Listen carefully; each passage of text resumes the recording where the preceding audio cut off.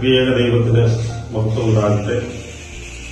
Mavelikkara centre Marthoma ജീവൻ സംഘത്തിന്റെ നോമ്പ് ധ്യാനത്തിൽ പങ്കുചേരുവാൻ ഇടയായി അതിയായ സന്തോഷമുണ്ട്. ഇന്ന് നോമ്പിന്റെ 25-ാം ദിനമാണ്. ഇതിനെ നമ്മൾ വിശേഷിപ്പിക്കുന്നത് പകുതി നോമ്പ് എന്നുള്ളതാണ്. തുടർന്നുള്ള ദിവസങ്ങളിൽ നമ്മുടെ ധ്യാനം ക്രൂശിനെ ലക്ഷ്യമാക്കിയുള്ളതാണ്. യേശുവിന്റെ കൃഷ്ണാനുഭവങ്ങളെ ആണ് നമ്മുടെ ധ്യാനത്തിന് വിഷയീകരിക്കുന്നത്. ഇന്ന് കുരിശുദിനയിലേക്കുള്ള നോട്ടം ലുക്കിംഗ് ടു ദ ക്രൂസിഫൈഡ് എന്നുള്ളതായ വിഷയത്തെ അധികരിച്ചാണ് ഇന്നത്തെ ചിന്തകളൊക്കെയും ചുറ്റപ്പെടുത്തിയിരിക്കുന്നത്. ആധാരമായിട്ടുള്ള വേദഭാഗത്ത് നിന്ന് 2 വാക്യങ്ങൾ വായിക്കുവാനായിട്ട് ആഗ്രഹിക്കുന്നു. വിശുദ്ധ യോഹന്നാൻ എഴുതിയ സുവിശേഷം 3-ാം അധ്യായത്തിന്റെ 14-15 വാക്യങ്ങൾ. മോശ മരുഭൂമിയിൽ സർപ്പത്തെ ഉയർത്തിയതുപോലെ മനുഷ്യപുത്രനെയും ഉയർത്തേണ്ടതാകുന്നു. അവരിൽ വിശ്വസിക്കുന്നവരിൽ നിത്യജീവൻ പ്രാപിക്കേണ്ടതിനാണ്.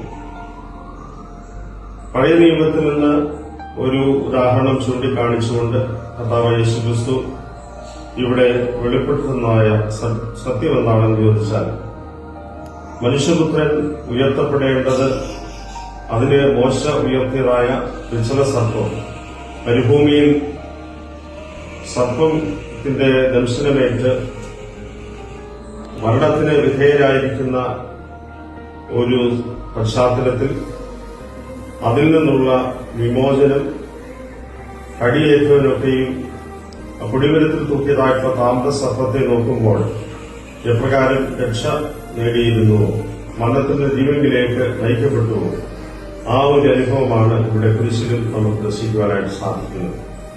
അതുകൊണ്ട് ഈ കുരിശ് നമുക്ക് രക്ഷയുടെ നിദാനമാണ്, ജീവനിലേക്ക് നമ്മെ നയിക്കുന്നതാണ്.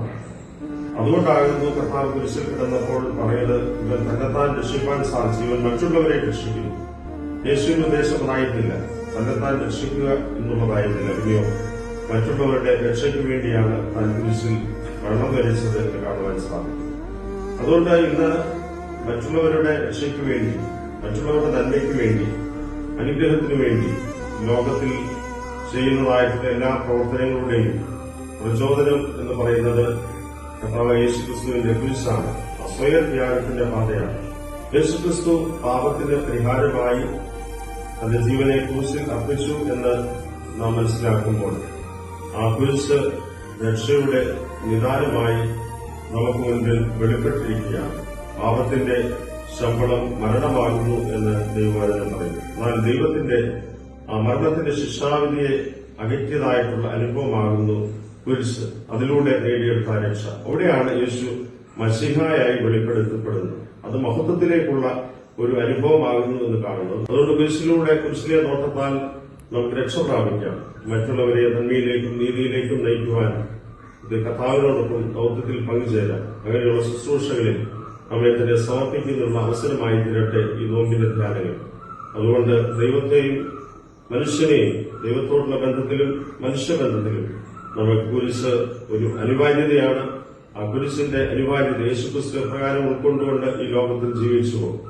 നമ്മുടെ വിശ്വാസത്തിന്റെ പാതയിൽ നമ്മുടെ ഓരോ വിശ്വാസിയുടെയും വിളിയെന്ന് പറയുന്നത് ഈ കുരിശിലൂടെ കർത്താവിനെ നോക്കിക്കൊണ്ട് ജീവിതയോട്ടം മുന്നോട്ട് ഓടുകയെന്നുള്ളതാണ്. അതിന് ദൈവത്തിന്റെ വിശുദ്ധാത്മാവിനാൽ നമ്മെ സഹായിക്കട്ടെ. തുടർന്ന് നോമ്പ് ദിനങ്ങളിലെ ധ്യാനം നമുക്ക് ഏറ്റവും അനുഗ്രഹമായി തീരട്ടെ. നമുക്ക് പ്രാർത്ഥിക്കാം. ദൈവമേ, സ്വർഗീയ പിതാവേ, ഈ പ്രഭാതത്തിനായി സ്തോത്രം ചെയ്യുന്നു. പ്രത്യേകിച്ച് ഈ ദിവസങ്ങളിലെ ഞങ്ങളുടെ നോമ്പ് ധ്യാനം അത് ഏറ്റവും അനുഗ്രഹകരമായി തീരുവാൻ തക്കവണ്ണം ഞങ്ങളെ സഹായിക്കുന്ന കൃപകൾക്കായി ഇതിനെ മഹത്വപ്പെടുത്തുന്നു. പ്രിയകർത്താവേ, കുരിശിലൂടെ നേരിടുന്ന രക്ഷയുടെ അനുഭവത്തിനായിട്ട് സ്തോത്രം. ആ നോട്ടത്തിലേക്ക്, ക്രിസ്തുവിന്റെ കുരിശിന്റെ നോട്ടത്തിലേക്കുള്ള നോട്ടം ഞങ്ങളുടെ ജീവിതത്തിൽ സ്വയം കുരിശ് ഏറ്റെടുക്കുന്നതിനും രക്ഷയുടെ അനുഭവക്കാരായി നിന്നതിനോടൊപ്പം യാത്ര ചെയ്യുന്നതിനും ഞങ്ങളെ സഹായിക്കണമേ. ഞങ്ങളുടെ ജീവിത യോഗങ്ങളെയും ദൗത്യങ്ങളെയും അവിടുത്തെ കരങ്ങളിൽ സമർപ്പിക്കുന്നു.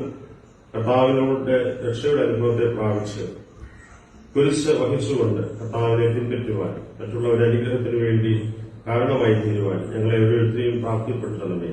ജീവിതസഹിത പ്രവർത്തനങ്ങളെ അനുഗ്രഹിക്കണമേ. യേശുവിൻ നാമത്തെ അപേക്ഷകളെ കൈക്കൊള്ളണമേ. ആമേൻ. എല്ലാവർക്കും യേശുവിൽ എന്റെ സ്നേഹവന്ദനം വീണ്ടും അറിയിക്കുന്നു. ദൈവം നിങ്ങളെല്ലാവരെയും അനുഗ്രഹിക്കും.